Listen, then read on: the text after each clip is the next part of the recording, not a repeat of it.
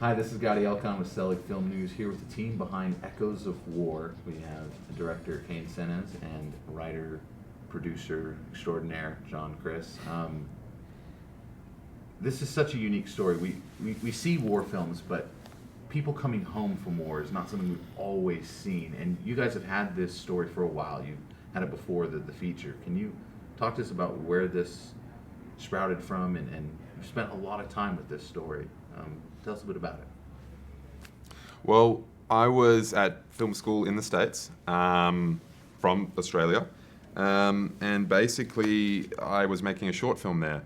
And John and I were living together, I believe, at the time. We had met there on a set. And I just always wanted to make a film that was turn of the century. I was thinking more like 1900s. Just because I love the era, I love the aesthetic, the kind of look of a simpler time, the earthy tones. In many ways, it kind of came from like a pure aesthetic thing in a way. But just the kind of feeling of being out there in the country and the fields, because I did not grow up that way, so I was always very enamored by that. And John, being Texan, was like, well, what if we set this story 40 or so years earlier and we have this great backdrop of this war? And it became like a very crucial thing to the short, because we realized, well, that changes everything, like that justifies why these characters are in this situation in the story. And so we went ahead and we made the short film, and I became very enamored with that era, specifically in Texas history, which I got from John. So in many ways, I don't think that this would have ever happened, and it wouldn't have ever been like a Civil War story if I hadn't met John. So that's where that started, and then we just decided to make the feature like a year or so later, and it kind of grew from that.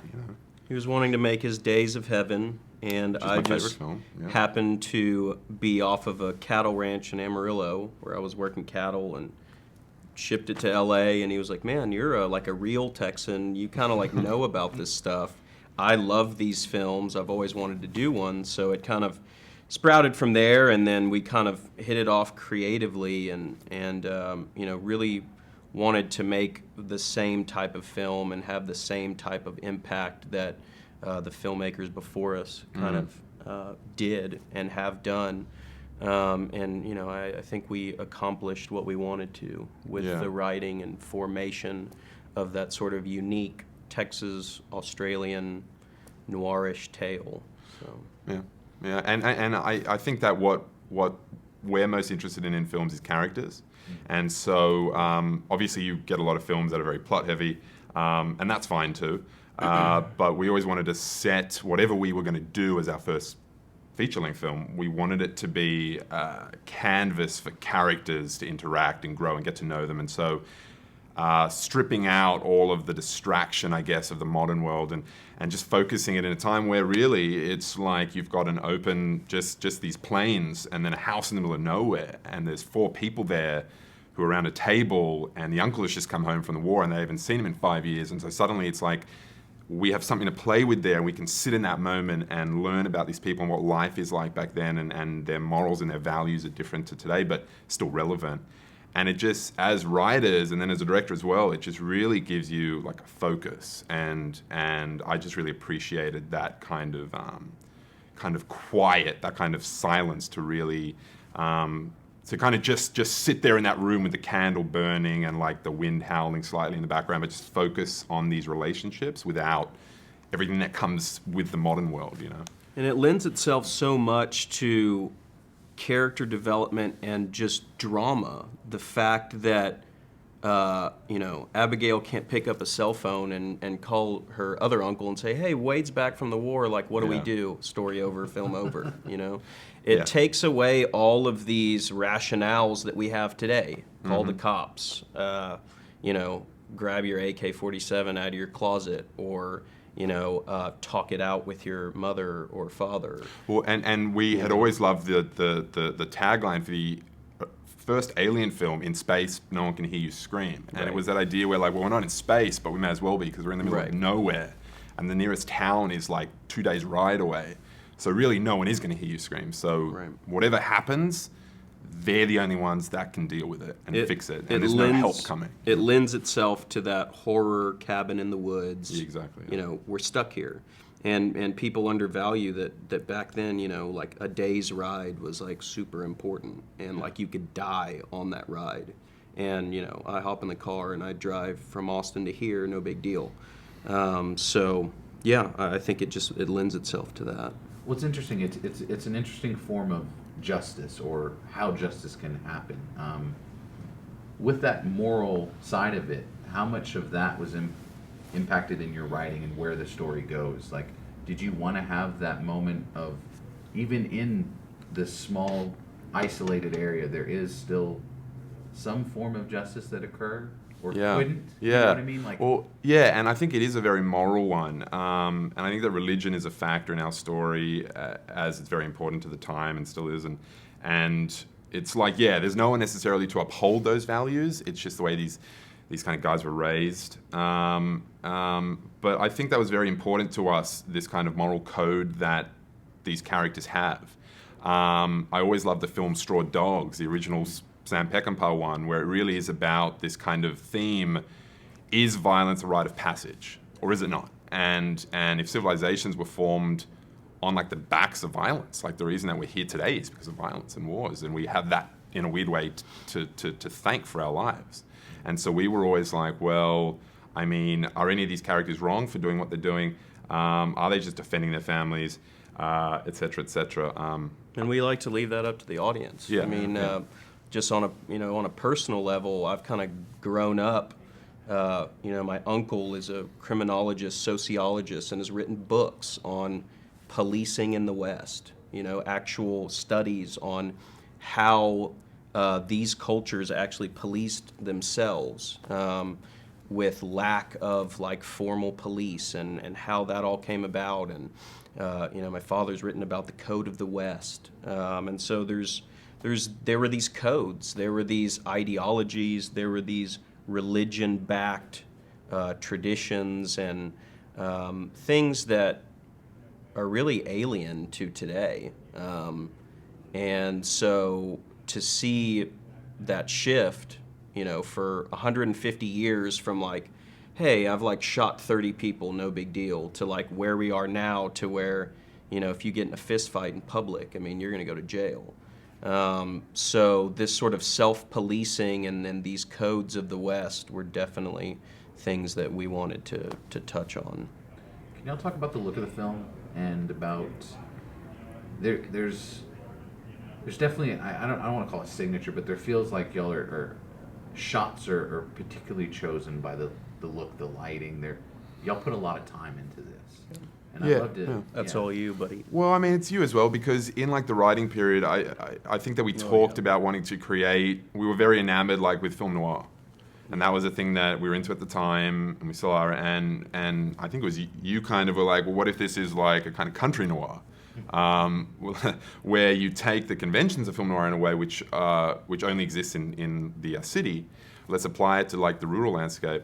So that was definitely a launching off point. My cinematographer, Wes Cardino, who's great, he's from upstate New York, so he grew up a little more in a kind of country-ish area than I did, but he kind of grew up in the big city. But we just kind of clicked and loved all the same films, and so it never really was, like we talked about it a lot, and we referenced like a lot of painters, Andrew Wyeth and stuff, like these great kind of landscapes, and just a lot of films like the Peckinpah westerns, the ones that kind of weren't necessarily as glossy, had a bit of kind of more of like a kind of modern day grit to them.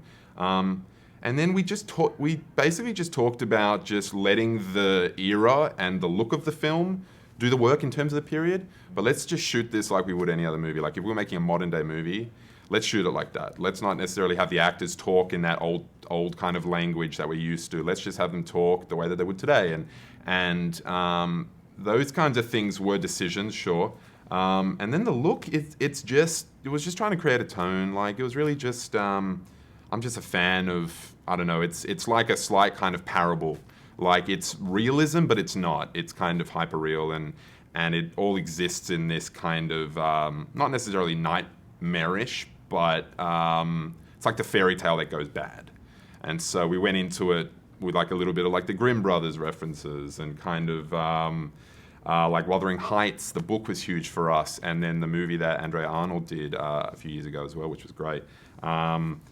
Just that very like, let's approach this kind of like, not necessarily a horror, but with influences from that, and really kind of searching for the darkness in. We were reading a lot of Alan Moore at that point, and definitely, on the writing standpoint, we definitely wanted to go for this sort of Hitchcock-esque horror element that I don't think you see a lot of these days. These sort of traditional movies like Rope or Shadow of a Doubt, which was a huge influence for me, and I know that the relationship with Sammy and his uncle was in there as well. We wanted that to be sort of like a twisty, eerie, horror, dark type element, and Wes definitely picked up on all of that, and Kane and Wes sort of transposed that to what we see on camera. But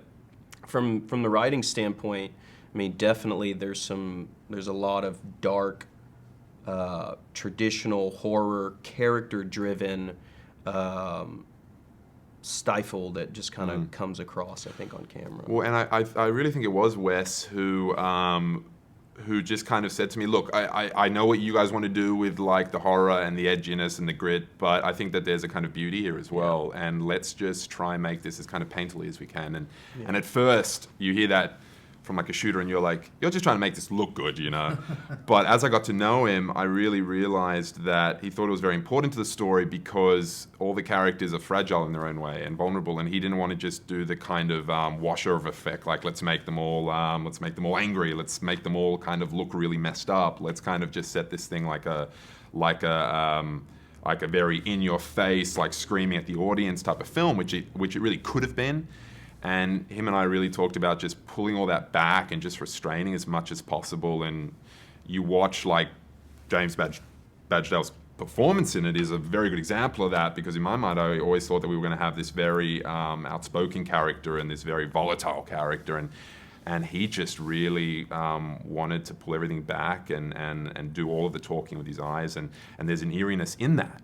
But it's kind of like it's quieter, and I think the film is a lot quieter than I originally thought it would be, and I'm really happy that I listened to those guys, because it really kind of creates something I think that is a little different, where we're letting the audience make their decision on what the tone of the film is. It's not necessarily as obvious as like an assault on their senses. It's really just kind of like you sit back and. Maybe some people will find it scary, maybe some people will find it more beautiful, it just kind of sits in that middle ground. So. I found myself putting myself in their shoes because of that. Right, yeah. I think that helps with the silences, or not the silences, but those the stares, especially. Yeah. I feel like you have to put yourself in what they're going through and where they are to understand it, but I think we all understand the universal side of it. They'll do a wonderful job of that. Well, I think when you have good actors as a director, you just kind of stand back a little bit. Just let them do their thing. Yeah. Don't try to over stylize it. Just let the performances speak for themselves. And I credit that entirely to the cast, because they really had it on take one, take two. They just knew what they were doing, and so it was very easy for me. We definitely wanted to accomplish that. The war touched every single one of our characters in its own unique way. And what was amazing was, Kane bringing that out of them, and just their ability as good quality actors to pull that out of themselves as well. And so, it was really amazing kind of setting that groundwork, and then, saying to the actors, okay, how did the war touch you? And I think every single one brings about just that little piece that you can just, like you said, put yourself in their shoes, and how would Doris feel losing her son to this senseless war? How would Randolph feel about losing his first son to this senseless war, and losing all of his wealth and really no one there to pick him back up? How would Marcus feel trapped in a relationship that no one understands, and that he really can't open up to about, which gets into a lot of the things that we deal with today in modern society as relationships and marriages and courtships and things that aren't allowed and things that are allowed. Well, they're all very, like, the characters are all very isolated. They don't really, like, they have people, but they don't have anybody to turn to. Right. And so they're kind of dealing with all their own things on their own. And I think that's really where we start. And then it's all about, let's take this one character and let's drop him into this mix. And it's like dropping kind of blood into an ocean and seeing what happens. And like, are the sharks going to come, you know? And it's really just that one ingredient. And that's really what starts the whole thing. So Wade really is the catalyst in the truest sense of the term. And yeah, they were all just kind of like going about their daily lives before, but they were floundering. Like their lives, they were shells of themselves, and the war had done that. And so yeah, if Wade never came back, then they would just keep on trucking, you know, not necessarily really living. And so you drop this guy in, and yeah, the kind of week that the story takes place gets pretty chaotic, but at least they're kind of alive again in a way, you know. And he's the embodiment of that war that sparks and touches all of them to unfold this week-long chaotic, you know, binge. Yeah. Binge. Good word. Yeah. A slow binge. We don't get to see a lot of Texas Civil War films. Texas is not ever really thought of when you think of the Civil War. Can y'all talk about being able to, showcase Texas in some extent in the backdrop of that, and being able to show it here in Texas, here in a Dallas audience that can relate to the fact that maybe we haven't seen a film set where you guys are setting it, and that's in itself something Dallas audiences I think will enjoy. It's definitely something that it's interesting that you bring that up, because the last quote unquote battle of the Civil War was in Texas, Palomino Ranch.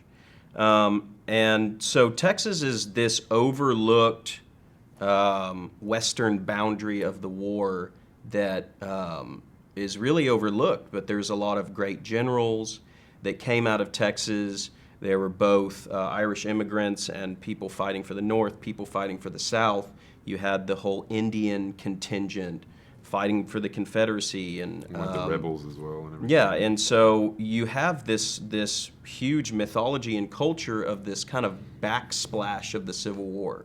Kind of like, you know, what was going on with the Jayhawks in Kansas. And so it's this like little microcosm of the war. And so you hear about the atrocities of like Sherman's March and burning down Georgia and all of this craziness. And Texas was sort of... It's further south. Yeah, it wasn't Texas on the was front, just, you know? yeah, it was just kind of caught in this blizzard of like craziness that was going on. And so that's why I think it's so unique, is that it's not a typical Gone with the Wind to where woe is the South, and it's definitely not a hurrah for Lincoln, hurrah for the North. It's more of this weird pre-Reconstruction sort of blank canvas that we pulled reality from and sort of,